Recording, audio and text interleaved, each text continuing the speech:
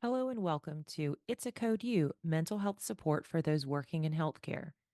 This is a podcast created for healthcare employees to explore not only issues relating to mental and emotional health, but also unique challenges that those working in healthcare are faced with. Your hosts are Adina Tucker, a licensed clinical social worker with Dartmouth Health, and Jennifer Hinsey, an MSW also with Dartmouth Health. Welcome to It's a Code U. This week, we are going to be talking about seasonal affective disorder, or SAD as it's sometimes referred to. Just a few facts about seasonal affective disorder. It's very common, and there are more than 3 million cases each year in the United States. This is the type of depression that's related by the changes in seasons, most often affecting people in the fall through the winter months. However, there are cases that don't follow that pattern. Here with us today to answer our questions about SAD is Dr. Sarah Roane. Sarah Roane is a psychologist and the clinical lead for Dartmouth Health Behavioral Health Solution. She has been a mental health professional for over 20 years, and before coming to dhbhs, Sarah was the director of mood disorders psychological services for outpatient psychiatry at Dartmouth Hitchcock. Sarah, we appreciate you being here today. Thanks for having me. Well, we're super excited. And Jennifer, I'll let you get started and then I'll go after you. Well, welcome, Sarah. It's great to have you here. And we'll start off first with kind of the foundational question. What is seasonal affective disorder? And is it different from major depressive disorder? Yeah, that's a great question. So, seasonal affective disorder is a type of mood disorder. And mood disorder is just terminology for depression and bipolar disorder. The seasonal affective disorder is a description for a type of usually depression, but any type of mood disorder where the symptoms get worse in a seasonal pattern. Typically, what we see most often is symptoms getting worse during the autumn and winter, and then some improvement in the spring and summer. Although, as Adina mentioned, there is also a different pattern that I'm happy to talk a little bit more about. So, seasonal affective disorder, which I think probably we'll call SAD quite a bit in this episode, it's much easier to say the acronym. It was first described in about mid-1980s by a psychiatrist named Norman Rosenthal. And then it was added to the Diagnostic and Statistical Manual, which is just the book that doctors use when they want to diagnose when people are having some problems with their mental health. So it was added to that book in 1987. And you'll see that even currently, it is in the current version of the DSM. It's what's called a specifier. And a specifier is just a way of adding information to a diagnosis. So technically, a seasonal pattern, seasonal affective disorder, it's just a specifier for major depressive disorder. And what you're saying is that these is similar symptoms. We can talk a little bit more about some of the ones that are most common with seasonal affective disorder, but similar symptoms to any other sort of major depression or mood disorder. But again, the real differentiator is that the onset happens during one season and then it tends to improve over time as the other seasons come in. So, what are some of the symptoms of SAD that somebody should be on the lookout for? So some of the most common symptoms of SAD are increased sleep, daytime drowsiness, loss of interest and pleasure in activities that are activities that previously were enjoyed. People tend to withdraw socially. They might be more sensitive to rejection. Sometimes people describe feeling really grouchy or anxious, a lot of feelings of guilt, sometimes hopelessness, sort of excessive. I mentioned daytime drowsiness, but people will also feel fatigued, even if they're not necessarily drowsy. They can find a decrease in their sex drive, decreased ability to focus, some difficulty thinking clearly. A lot of people experience an increase in appetite and for sweets and carbohydrates in particular, which can also lead to weight gain. And some folks experience physical problems such as headaches. And something of note is that these symptoms, the particulars of these symptoms, one, that these are symptoms that are most likely occurring with the winter pattern seasonal affective disorder. And that it's probable that the specifics of these symptoms are related to what we think are the causes of seasonal affective disorder. We don't know for sure what causes seasonal affective disorder, but there's some indication that less sunlight and shorter days are part of the problem, and melatonin, which is a sleep-related hormone, and serotonin may both be linked to seasonal affective disorder. As the seasons change, people experience a shift in their internal biological clock and their circadian rhythm, which is part of what helps us regulate our days, our sleep, our awake times. And so those shifts in those internal rhythms can cause problems in our daily schedules, but seem to be a big part of what is causing seasonal affective patterns of depression. Very interesting. That is excellent information, Sarah. Thank you. So, Sarah, I was wondering, is it possible for someone who has traditionally experienced SAD during the winter months, can they also experience it in the summertime? Yes. So it's really interesting. The summer pattern seasonal affective disorder is sometimes called summertime sadness, which makes us all think of Lana Del Rey, I'm sure.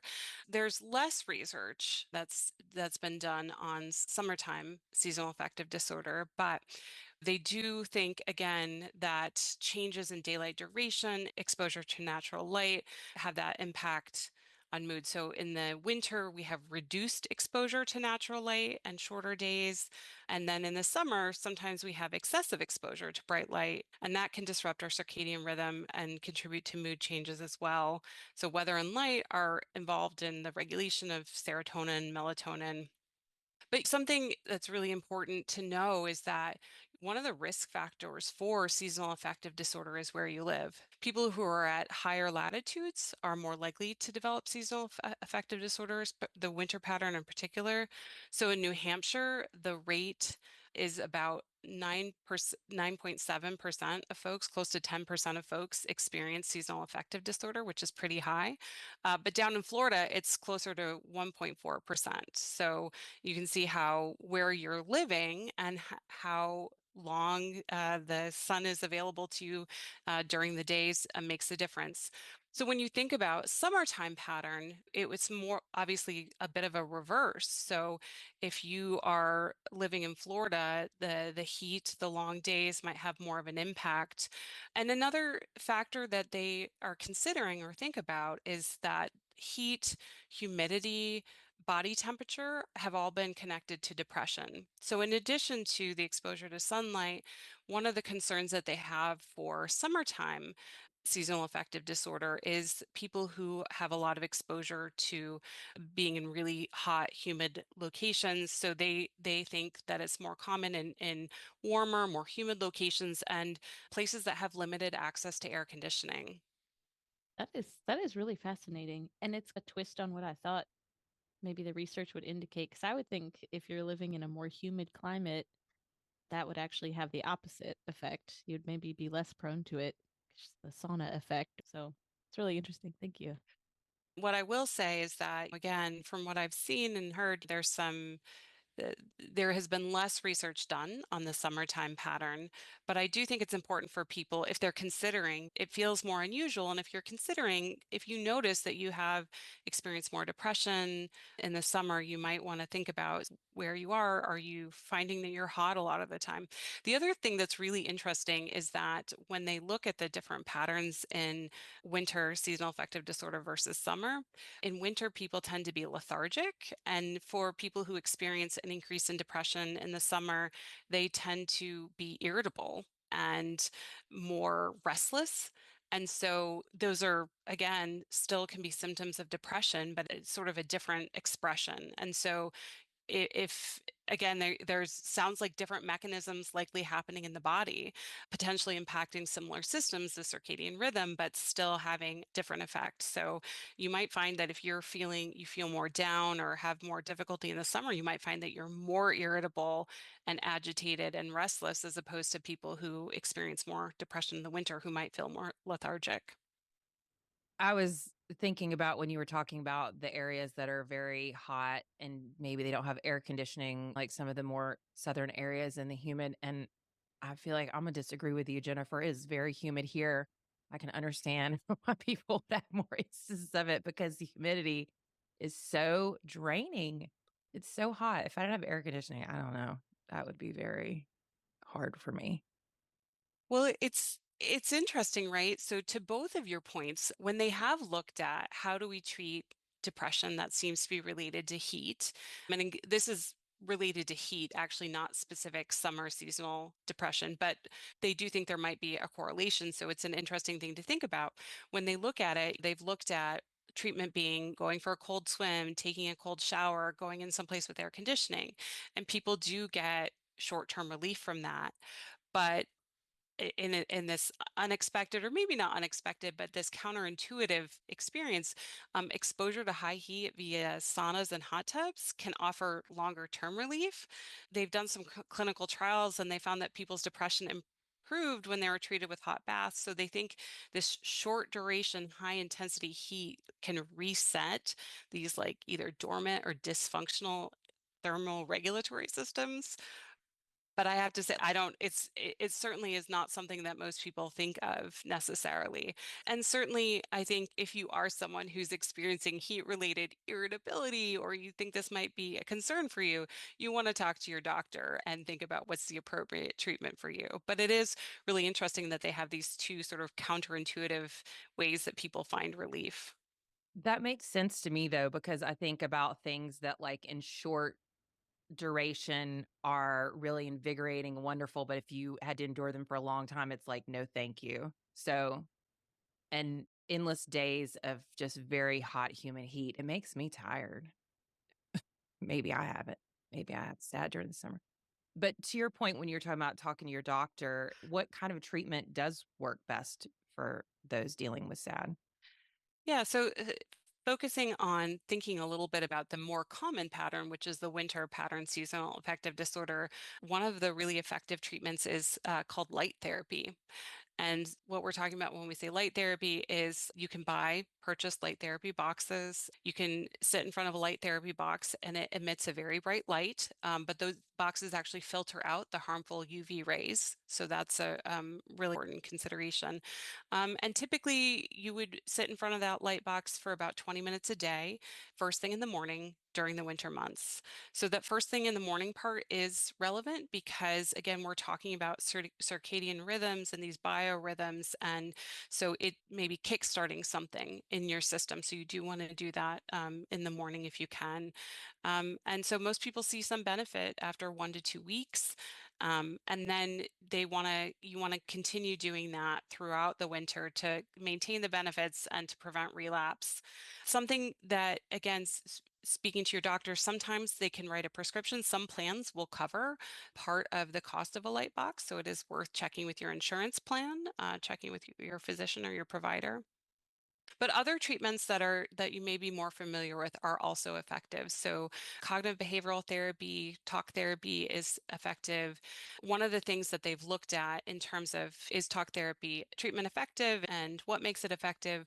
A lot of times when people experience seasonal affective disorder, they start to develop some beliefs about winter based on their experience. They think, oh, it's going to be dark all the time. Oh, I'm going to feel sad the whole winter. I can't do anything, and they may become inactive. And so CBT can help try to address some of those unhelpful thoughts, and help people to find ways to engage in pleasurable activities and give them more of a sense of empowerment over their own experience. So CBT is effective, and prescription antidepressants are another form of treatment.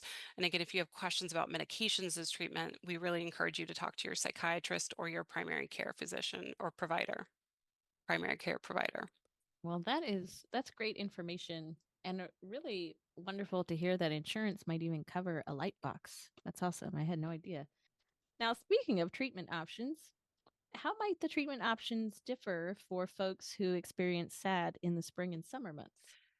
Yeah, if I think the light box therapy wouldn't be so necessary in the spring and summer. CBT and antidepressants would still be a good treatment option. Um, and I think, unfortunately, there isn't as much of a wealth of research around summer depression. But I do think that, again, thinking about biorhythms, looking at sleep, if you're finding that your routine is different. If you're having difficulty sleeping, I don't know if either of you have ever traveled to latitudes where there is sun for 18, 20 hours a day, but it's a big change and shift. So depending on your situation, is it relentless heat? Are you having long days and you're having more trouble winding down at night? Noticing what's changing in your biorhythms, finding ways to address that. And I do think that, again, if you're noticing that you're oppressively hot all day, if there are opportunities to cool yourself down or reset your system, those are good opportunities to take as well. I'm also wondering, because I've heard some of my own clients talk about they experience SAD in winter, so they pre-plan. Do you think that pre-planning for SAD once you've experienced this is helpful? And if so, are there certain things that you think should be included in a pre-planning plan? I do think it's helpful. I think that many people do experience, if this is a pattern you experience, the pattern means that it does reoccur. You certainly know you're vulnerable to it. So, one of the things that people often do is, in anticipation of the symptoms returning, people begin doing light therapy early in the fall in order to prevent symptoms or reduce the impact that they have. Other folks, if they are take medications, they might work with their prescriber to either resume medications again in early fall or to increase the dose of medication in anticipation of this pattern that they've experienced in the past. So that's definitely something you can work with your provider on. And if you have done cognitive behavioral therapy in the past, or even if you're just aware maybe that you have some unhelpful thoughts around winter time, you can go back to some skills that you've learned or reconnect with your therapist. A lot of therapists know, hey, people might come back to see me at a time where they're vulnerable. Some other things that people can do in general is try to plan to ensure that you can maximize your exposure to getting daylight sunlight. So if it's dark for when you leave for work in the morning and dark when you come home, you want to try to go for a walk at lunchtime if you can, or if you can arrange your home or your office so you can be near a window during the day, that can be beneficial. But the reality for a lot of people in healthcare is they can't do that. They may not be able to be near a window during the day. They may not have an option to go for a walk at lunch if they have lunch at all. There is a sense of what is possible in your life. Are there opportunities to get natural light? And if there truly are not, and you can't problem solve that, that again the light box can be really beneficial. Um, and then taking opportunities on days where you do have more flexibility to be in the light if you can. And then something else is as this time is coming up, really being attentive to your general wellness, right? Trying to move your body in ways that feel good to you. Eat nourishing foods, try to get sleep the best ways that you can, staying active and connected with the people in your life. And those are all ways to really get yourself set to be in the best place that you can, anticipating a season where things might be a little more difficult. These are excellent tips. And it actually makes me think about a lot of what I've been seeing on social media and the TikToks about supplementing vitamin D, especially as we're coming into fall and winter. What are your thoughts on that? I know you mentioned eating good, nutritious foods, things like that. But what about the vitamin D, Sarah? What I'll say is that I would recommend people see their doctor because your doctor can check your vitamin D levels. And there is a mixed bag out there about vitamin D. And I'm not an MD, so I've looked at some of it. I am someone who was a doctor checked my levels actually when I lived in Georgia. And you would have thought I had the most vitamin D, but I had low vitamin D. So I've been taking it, but I have noticed in the past few years, that there's been some debate about it. I think that in general, it's something that's worth checking. But again, because there's some different messages out there, I think that's something that's really worth having a conversation with a provider about. Again, historically, it's been thought to be very important, something that's worth supplementing.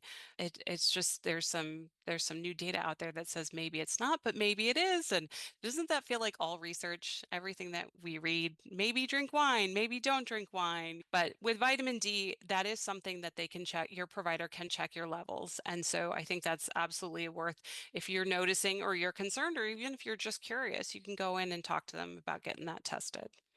Well, I appreciate that's great sage advice to all. And oh boy, wouldn't it be wonderful if vitamin D was in wine? But that's another topic for another show. But thank you. That's great advice. Folks, check your vitamin D. I know we talked about different areas of the country and the world and that, but who is most at risk to develop SAD? Are there certain predispositions, or is it mostly just about where you live? Well, where you live is a big factor, but there are some other factors. So, people who already experience depression and depressive disorders, people with bipolar disorder are at increased risk of seasonal affective disorder. And so, for folks with bipolar disorder, one of the patterns that they might see is that they have more bipolar depression in the winter months, and that spring and summer can bring on symptoms of mania or hypomania. So, that again fits with what we've heard in general, right? That increased irritability and agitation sometimes in the summer and more lethargy in the winter. So depressive disorders, bipolar disorders, interestingly, people with ADHD and related disorders are more likely to have seasonal affective disorder. They think this may be due to the fact that both ADHD and seasonal affective disorder seem to involve disruption to circadian rhythm. Women are more likely to have seasonal affective disorder than men. We're not quite sure why, but some research suggests that sunlight can affect serotonin levels, and serotonin levels are also affected by estrogen, and women have higher levels of estrogen generally. So whatever the underlying mechanism is, women are more likely to have seasonal affective disorder. It can start at any age, but typically starts when a person is between the ages of 18 and 30. There's thinking about, so it is a type of depression, right? It's a specifier for major depressive disorder. So it's not really considered a separate entity, really. It's a particular pattern of a depressive disorder. And we know that major depressive disorder has a big genetic factor. They're not, it seems a little unclear in terms of the patterns of genetics. If you have a higher risk of this, because you have a pattern of or an experience with major depressive disorder, there's clearly something involved. And they do know that you have a bigger risk of developing seasonal affective disorder if you have parents or siblings, first, what they call first degree relatives who have this. But of course, that could be related to if you're all living at a high latitude, someplace with less light. But I think just the really relevant or important thing to know, right, is that if you have a family risk for depression, this is a form of depression. If you have a family risk for bipolar disorder, if you have a family history or family members that have ADHD, right? These are all conditions that have some interrelation here. And so those are things to be aware of. So, Sarah, does that mean that children and teenagers can experience SAD? Yes, so I will put the caveat out there that my work and so most of my knowledge of the research is with adults. So I have a little less expertise here, but I have read that there are estimates that between 2 and 6% of children may experience seasonal affective disorder. Um, so pediatric providers have identified certain things that parents can look for. So irritability, crying more often, increase in temper tantrums, problems going to sleep, kids who might complain about headaches and stomach aches. And of course, again, as we just said, that ADHD, you're more likely to have seasonal affective disorder. So that's true for children as well, which means that if your child is having worsening attention deficit issues, there may be some connection to seasonal affective disorder. And for teens, parents might notice that their schoolwork is suffering, that they're having more difficulty than usual getting up in the morning, being late to class, not finishing homework. Grades might be affected. Again, trouble concentrating and remembering details. And similar to adults, teens may lose interest in activities that they previously enjoyed. And with the winter pattern seasonal affective disorder, teens might also find themselves craving carbohydrates, overeating, and potentially gaining weight. So, Sarah, I do have a question just because we had talked about the Lightbox and some other things like that. And some of the research indicates the cause of SAD can be found in the retina of the eye and not in the brain, as with other mental illnesses like depression or anxiety. So, I'm just curious what your thoughts are about that and how that might affect treatment options for SAD as compared to like major depressive disorder. It's a great question. This is, I think, some pretty new research. And so I don't know much about this. So we've already talked about how shortened exposure to daylight hours and light intensity during the winter season are risk factors for seasonal affective disorder. And so researchers have observed that retinal photosensitivity, that there's reduced retinal photosensitivity in seasonal affective disorder patients in the winter. So they've started investigating this in mice, and they don't know what is the basis for these underlying seasonal changes in the retinal photosensitivity. They found them. They've observed it in humans. They've found it in mice. So what I'd say is stay tuned. This is clearly an area that they're looking at going forward. It makes logical sense when you think about, again, the risk factor of living somewhere with shorter daylight amounts of time, shorter daylight hours during the winter, and with the Lightbox being an effective treatment. But this is really pretty new science, and so I'm not sure ultimately what will end up meaning for treatment, but it's wonderful that they are looking at this. And I think the more that we understand underlying causes, hopefully the better we'll be able to effectively treat people. And again, thinking about similar to pre-planning, if we understand this and maybe can get ahead of it, maybe it really reduces people's symptoms and suffering over time. Yeah, I think that this new research is so fascinating. What do you feel would be the biggest takeaway from someone that's listening and learning about SAD for the first time? What would you feel would be the biggest takeaway you would want them to have?